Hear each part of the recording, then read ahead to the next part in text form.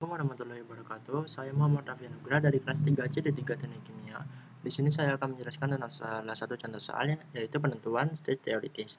Soalnya yaitu suatu menara destilasi pada tekanan 1 atm dengan menggunakan kondensor total dan deboiler parsial dipakai untuk memisahkan campuran etanol air dengan fraksi mol etanol 0,2. Menara destilasi menghasilkan distilat dengan kemurnian 80% mol etanol dan residu dengan kemurnian 2% mol etanol. Jika umpan pada suhu 80 derajat Fahrenheit dengan metode McCabe-Thiele, tentukan jumlah stage pada rasionya sama dengan 5/3 atau 1,6667 dengan laju alur umpan sebesar 1000 kmol per jam. Diketahui juga nilai HF-nya pada suhu 80 derajat Fahrenheit yaitu 833 kJ per kilogram, HV-nya 20.833,3 kJ per kilogram, dan HL-nya 2.916,7. Di sini ada gambar alur prosesnya. Feed masuk yaitu sebesar 1000 kmol per jam dengan fraksinya 0,2.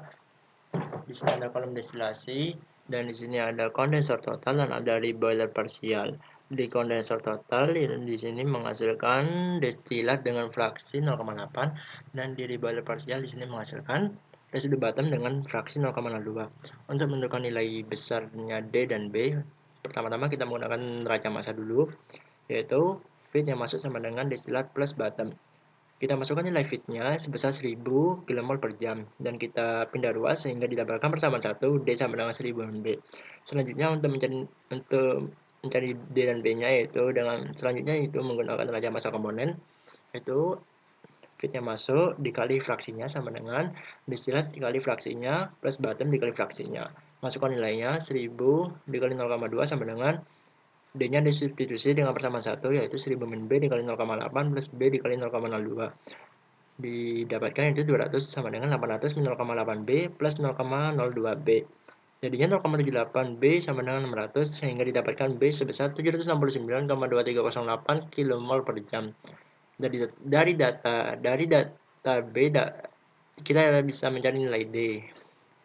Dengan memasukkan nilai pada ini persamaan 1 didapatkan D-nya yaitu 230,76. Dari data entalpi HF, HV, dan HL, kita itu bisa mencari nilai Q-nya.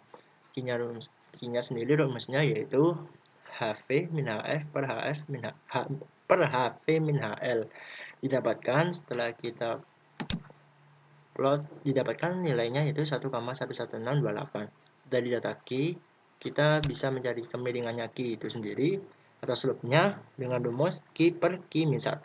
Didapatkan kemiringannya yaitu 9,59 atau kita bulatkan menjadi 9,6 ya. 9,6 itu sama dengan atau 9,6 itu 9,6 per plus 1. Artinya 9,6 kotak ke atas dan plus 1 itu artinya plus 1 ke kanan. Terus selanjutnya kita mencari intercept. Rumusnya yaitu fraksi destilat per R plus 1. Fraksi destilatnya itu 0,8, R-nya tadi 5/3 atau 1,666667 plus 1. Didapatkan interceptnya yaitu 0,3.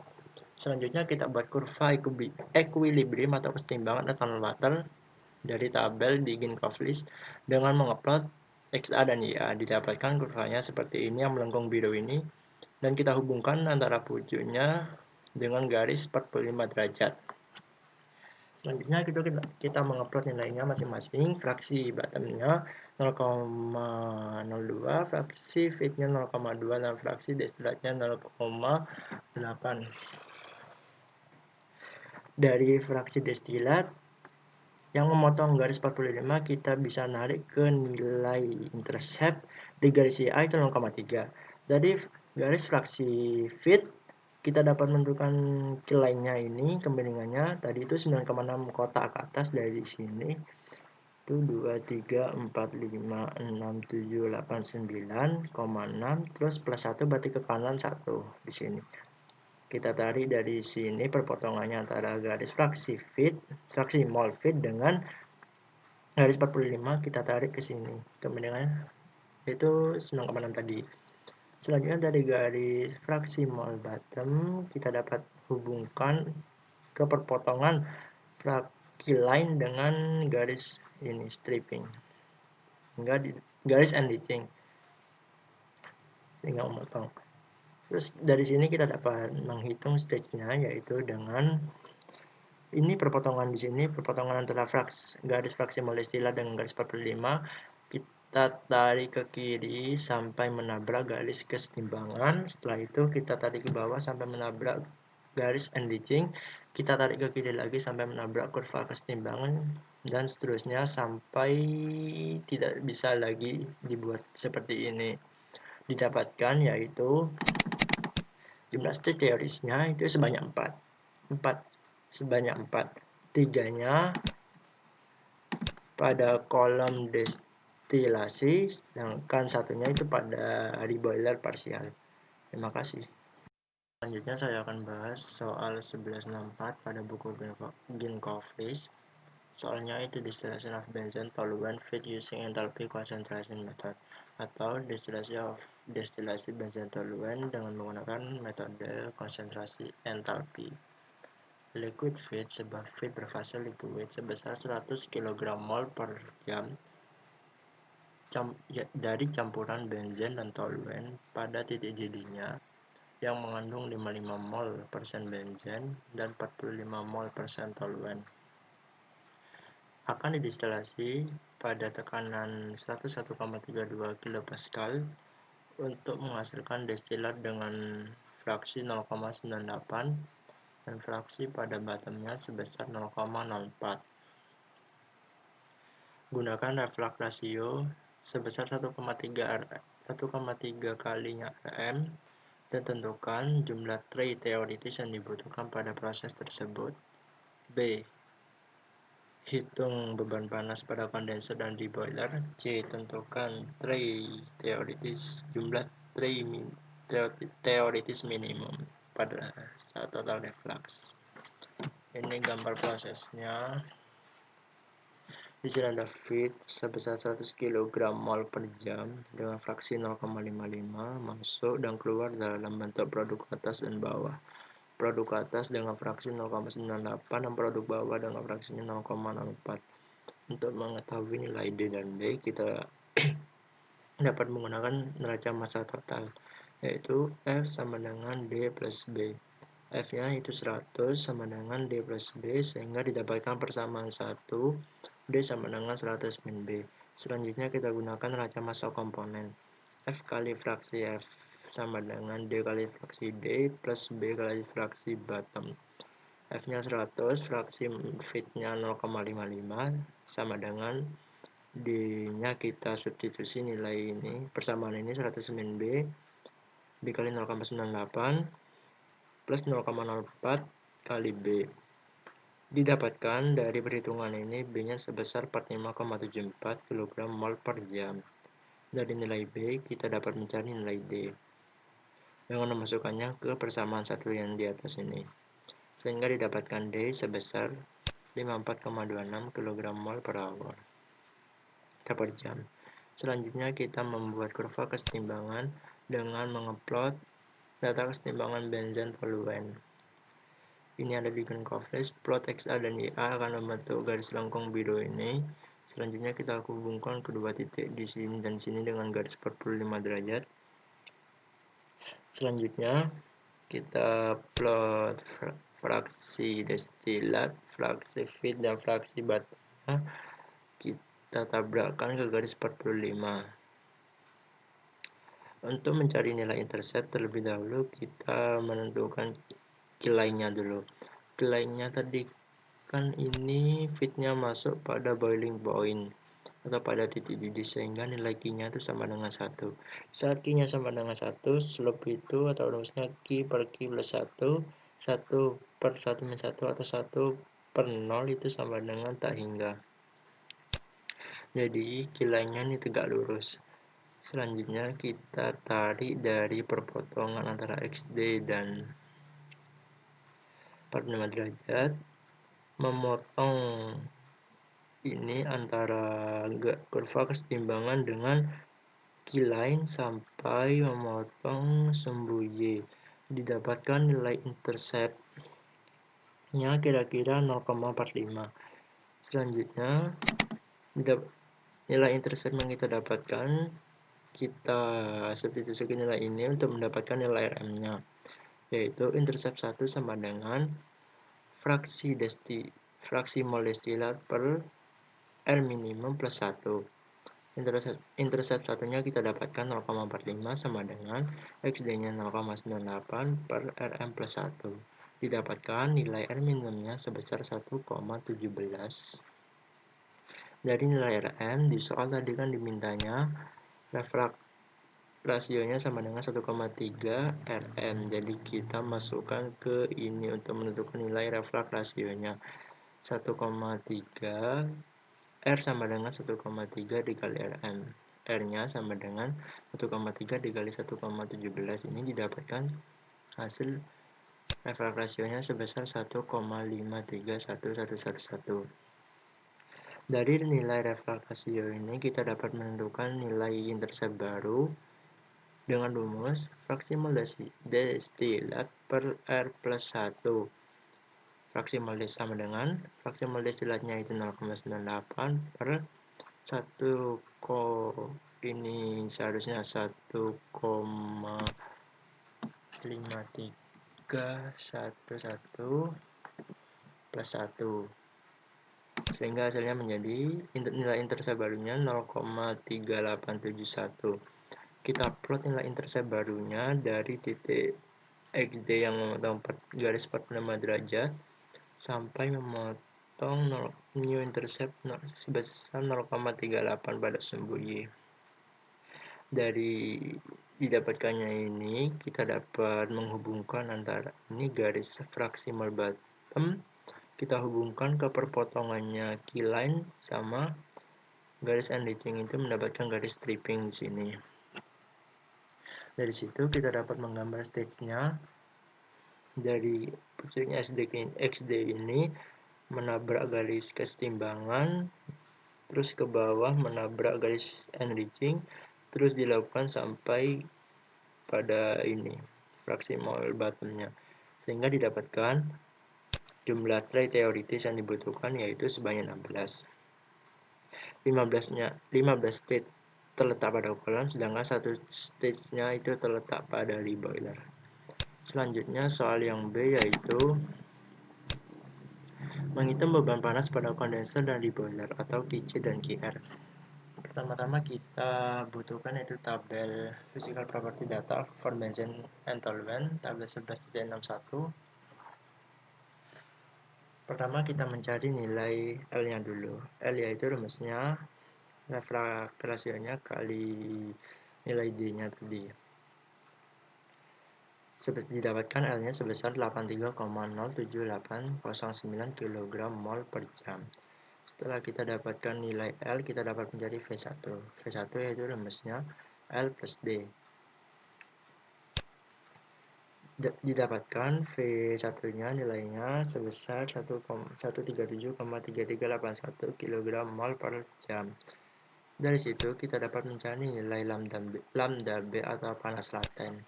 Panas laten sendiri yaitu panas yang terjadi apabila ada perubahan fase, misalnya dari gas ke liquid atau liquid ke gas, tanpa disertai perubahan suhu. Rumusnya sendiri yaitu CPB atau kapasitas panas B dikali TPB min T reference plus lambda BB min CPYB dikali TBB min T reference. T reference sendiri, misalnya ada larutan biner itu, dipilih T reference-nya itu pada larutan yang boiling point-nya terendah.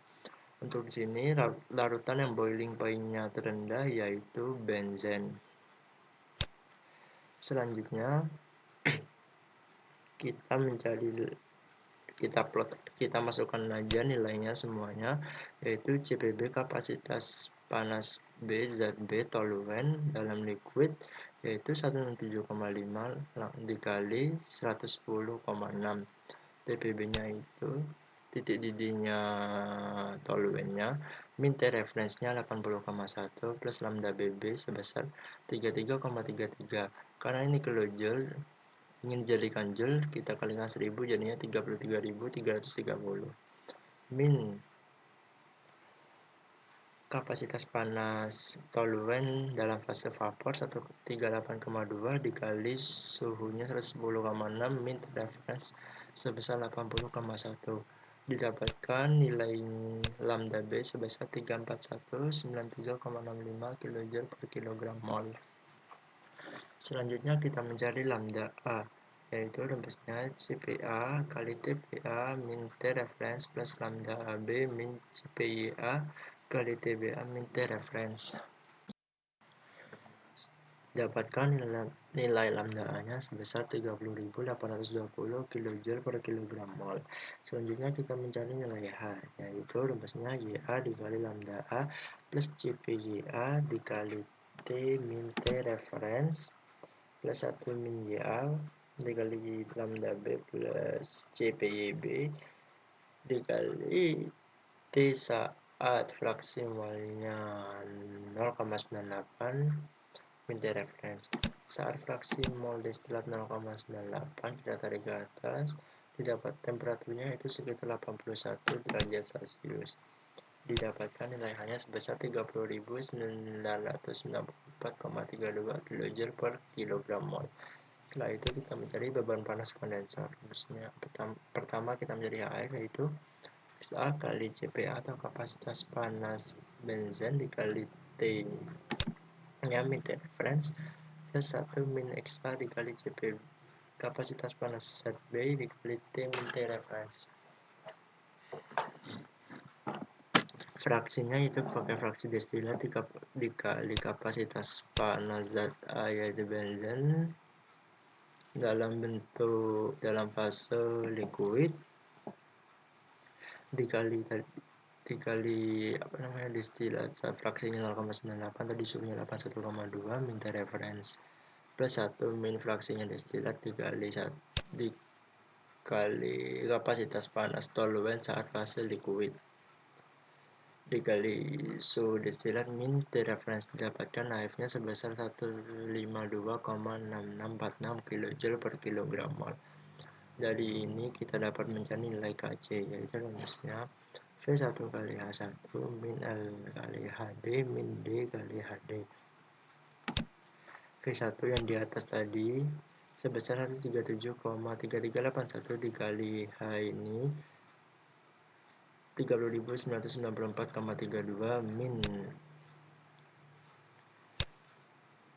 min L yaitu ini 83,07809 dikali HD min DHD. Ini bukan HF tapi ini HD. Ini kebalik.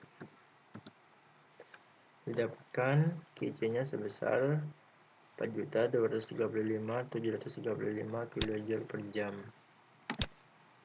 Selanjutnya kita mencari beban panas di boiler. HF sama dengan XA kali kapasitas panas zat A dikali T min 80 T reference plus 1 min fraksi mol A dikali CPB dikali T min 80,1.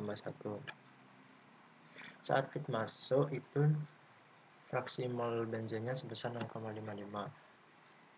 Kita dapat mengecek suhunya pada tabel 11.11 saat fraksi molnya 0,55, ini 0,5, 0,55. Temperaturnya itu sekitar 91 derajat Celcius. Sedangkan nilai HW kita bisa nyari nilai HW pada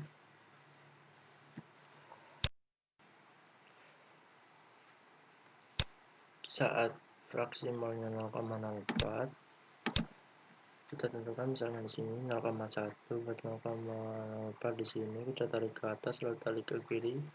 Di sini 5000 berarti sekitar 4500. Jadi HW-nya sebesar 4500.